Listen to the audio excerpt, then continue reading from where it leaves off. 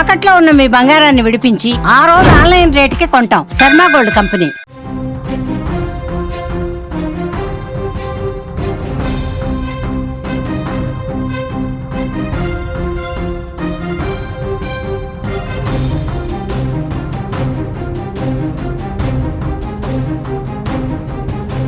Breaking news చూస్తున్నాం. ఇప్పటికే వాయిదాలోనే నిమిషప్రియ ఉరి ఉన్నట్లుగా తెలుస్తోంది. నిమిషప్రియకు క్షమాభిక్ష లభించేందుకు ప్రయత్నాలు అయితే చేస్తున్నారు. యమన్ నిమిషప్రియ కేసులో 8 మంది కీలక వ్యక్తులు ఉన్నట్లుగా తెలుస్తోంది. నిమిష కోసం save Nimishapriya international action council రంగంలోకి దిగింది.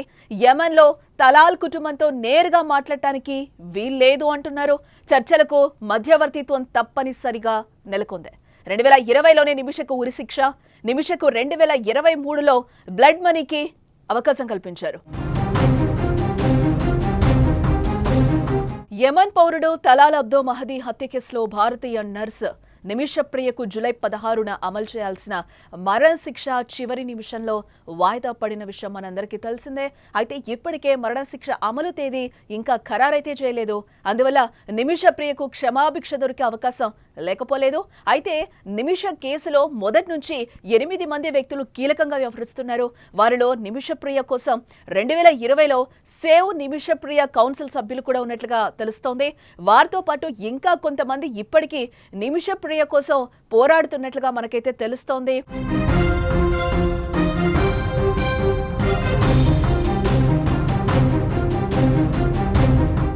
అందులో ఒకరు షాముల్ జెరూమ్గా మనం చెప్పుకోవాలి. నిమిషప్రియ యమన్లో పోరాడుతున్న వారిలో షాముల్ జెరూమ్ కూడా ఒక కీలక వ్యక్తిగా తెలుస్తోంది. యమన్లోని ఒక ప్రైవేట్ కంపెనీకి ఏవియేషన్ కన్సల్టెంట్గా పనిచేస్తున్న షాముల్ నిమిషప్రియ కేసు మీడియా దృష్టికి రావడంతో ఆయన కూడా కీలక పాత్ర పోషించారు. అంతేకాదు షాముల్కు నిమిష కుటుంబం తరపున యమన్లో కేసు నిర్వహణకు పవర్ ఆఫ్ అటార్నీ ఉంటుంది. 2017లో నిమిషప్రియ అరెస్ట్ అయిన తర్వాత అప్పటి భారత విదేశాంగ శాఖ సహాయ మంత్రి వికే సింగ్ ను సంప్రదించి భారత రాయబార కార్యాలయం ద్వారా యమన్ కు ఒక లేఖ పంపడంలో కీలకంగా వ్యవహరించాడు షాముల్. ప్రస్తుతం నిమిషప్రియ తల్లి ప్రేమ్ కుమారి అలాగే యమన్లో షాముల్ జెరూమ్ కుటుంబంతో కలిసి ఉంటున్నట్లుగా కూడా మనకి తెలుస్తోంది. అలాగే రెండో వ్యక్తి న్యాయవాది Deepa Joseph save Nimishapriya international action council vice చైర్పర్సన్గా వ్యవహరిస్తున్న ఈయన న్యాయవాది దీపా జోసెఫ్ కూడా నిమిషప్రియ కేసులో సహాయం అందించే ప్రయత్నం చేస్తోంది. అంతేకాదు నిమిషను రక్షించడానికి save Nimishapriya international action council విరాళాల ద్వారా నిధులు సేకరించింది. భారత విదేశాంగ మంత్రిత్వ శాఖ నియమించిన యమన్ న్యాయవాదికి ఈ కౌన్సిల్ దాదాపుగా 34 లక్షల రూపాయలు చెల్లించినట్టుగా కూడా మనకి సమాచారం అందుతోంది. తరువాత వ్యక్తి బబూజాన్ ముసా. ప్రస్తుతం కేరళలో ఉంటున్న save Nimishapriya international action council సభ్యుడు బబూజాన్ కూడా నిమిషప్రియ కేసులో తన వంతు ప్రయత్నం చేస్తున్నట్లుగా సమాచారం అయితే అందుతోంది. 2002 నుంచి 2015 వరకు యమన్లోని ఒక ముడి చమురు కంపెనీలో ప్రాజెక్టు మేనేజర్గా పనిచేసిన బబూజాన్ మహదీ కుటుంబానికి బ్లడ్ మనీ రూపంలో 8,5,00,000 రూపాయలు ఇచ్చేందుకు నిమిష కుటుంబం సిద్ధమని బబూజాన్ కూడా ప్రయత్నం చేస్తున్నారు. కానీ మెహదీ కుటుంబం నిమిషకు క్షమాభిక్ష ప్రసాదించేందుకు ఆసక్తి ఇప్పటి వరకు కూడా చూపడం లేదు.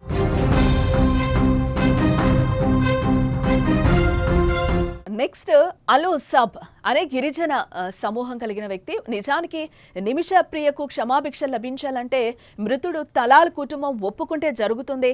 అయితే యమన్లో అనేక గిరిజన సమూహాలుంటాయి. వారికి యమన్ రాజకీయాలపై గట్టి పట్టు కూడా ఉంటుందని తెలుస్తోంది. మృతుడు తలాల్ అబ్దో మహదీ కూడా అల్ ఉసాబ్ అనే గిరిజన సమూహానికి చెందినవారు. నిమిషప్రియ విషయంలో మహదీ కుటుంబం నుంచి క్షమాపణ పొందడం అంత తేలికైన పనేం కాదు. ఎందుకంటే నిమిష కుటుంబం లేదా షామిల్ జెరూమ్ వారితో నేరుగా మాట్లాడలేరు. ఇది కొంతమంది గిరిజన నాయకుల ద్వారా మాత్రమే చేయగలుగుతారు. మెహదీ కుటుంబంతో షామ్యూల్ జెరూమ్ చర్చలు జరపడానికి సహాయం చేసే కీలక వ్యక్తుల్లో ఒకరు షేక్ అబ్దుల్ మాలిక్ అల్ నెహ్యా. ఆయన అలూసబ్ గ్రూప్ కు షేక్ గా కూడా వ్యవహరిస్తూ ఉంటారు. యమన్ లో షేక్ ను ఒక జాతి సమూహానికి నాయకుడిగా పరిగణిస్తారు.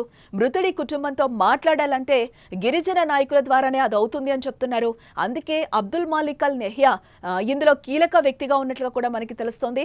నెక్స్ట్ పర్సన్ ని మనం చూస్తే లాయర్ అబ్దుల్ అమీర్ కూడా ఇందులో ఉన్నారు.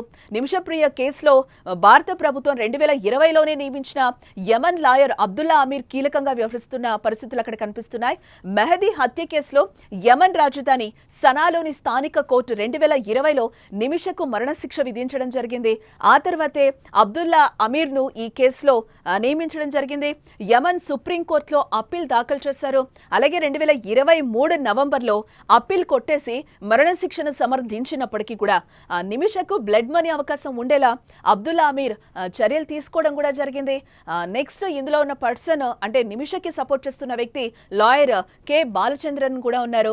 2018లో శ్యాముల్ ద్వారా నిమిష కేసు మీడియాలోకి వచ్చిన తర్వాత న్యాయవాది KL Balachandran Kerala NRI commission ముందు నిమిష తరపున హాజరై ఆమె పరిస్థితిని వివరించడంతో కీలకంగా వ్యవహరించినట్లు కూడా మనకు తెలుస్తోంది.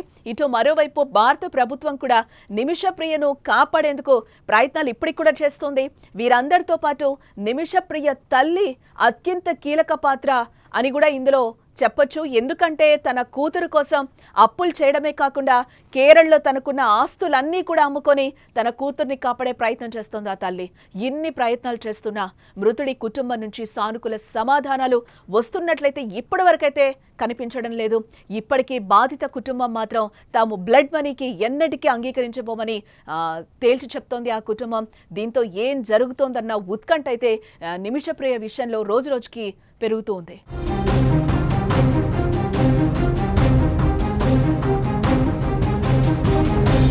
నిమిషప్రియకి ఉరిశిక్ష వాయిదా పడిన సంగతి మనందరికీ తెలిసిందే.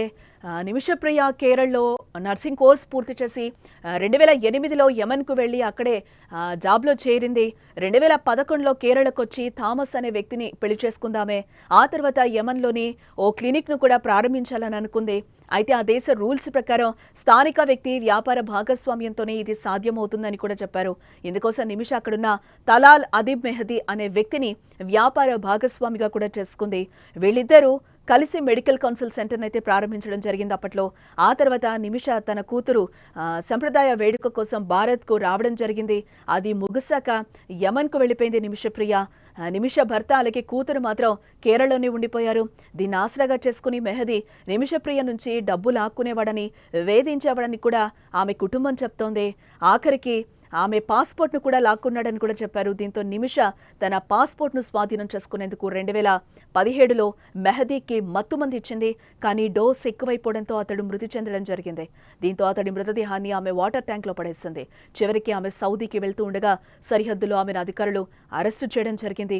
ఆ తర్వాత కోర్టు నిమిషప్రియకు ఉరిశిక్ష విధించిన విషయం మనకు తెలిసిందే.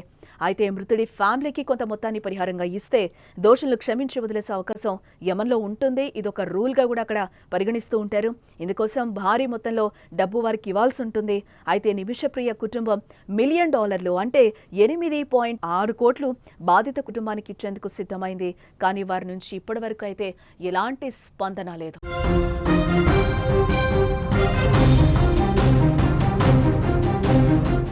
నిమిషప్రియకైతే ఉరిశిక్ష వాయిదా పడిన విషయం మన అందరికీ తెలిసిందే. దీనికి సంబంధించి కేంద్రం కూడా నిమిషప్రియని ఉరి నుంచి తప్పించాలని కూడా చాలా ప్రయత్నాలు చేస్తుంది.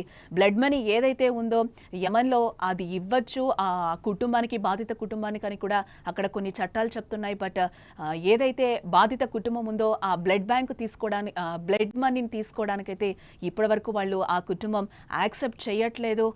తలాల్ బ్రదర్ ఎవరైతే ఉన్నారో తను అసలు ఉరిశిక్ష పడాల్సిందే అని కూడా ఒకంత ఆయన వాదిస్తున్న పరిస్థితులు కనిపిస్తున్నాయి. నిమిషప్రియ ఉరికి సంబంధించి కూడా చాలా మంది భారత కేంద్రం కూడా సపోర్ట్ చేస్తున్న పరిస్థితి కనిపిస్తుంది. చాలా వరకు మాటలు కలుపుతుంది. విదేశాంగ శాఖ మంత్రి కూడా వాళ్ళతో టచ్లోనే ఉన్నారు. ఆమెకి ఉరిశిక్ష తప్పించాలి అని కూడా చాలా వరకు మాట్లాడుతున్న పరిస్థితులు కనిపిస్తున్నాయి. నిమిషప్రియ విషయంలో రోజు రోజుకి ఏమవుతుంది అనే ఉత్కంఠ అయితే పెరుగుతోంది. నిమిషప్రియకి ఉరి నుంచి తప్పించాలి అని చెప్పి కూడా మనం అందరం కూడా కోరుకుందాం.